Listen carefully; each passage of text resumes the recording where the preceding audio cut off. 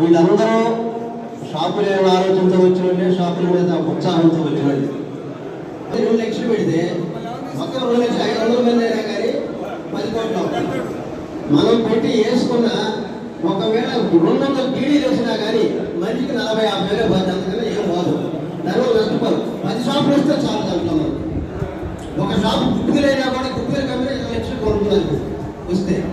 ఈ విధంగా మనం డబ్బులు లేక అమ్ముకున్నాం కానీ డబ్బులు ఉంటే 2 లక్షలు అందరికి సమస్య కాదు.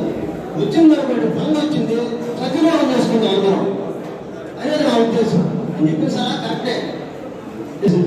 మన షాపులు మనం చేసుకుంటూ అవతల షాపులు కూడా పోదాం అనేది నా ఉద్దేశం. దాన్ని మీరు ఎవరైనా ఆమోదిస్తే చూద్దాం.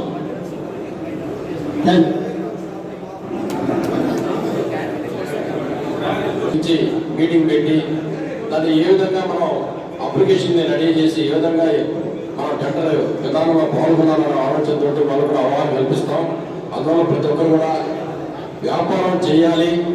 2 లక్షలు అనేది ప్రాముఖ్యత కాదు. మనం కళ్ళు వృత్తి కనుమరుగైపోయే తత్వంలో వ్యాపారం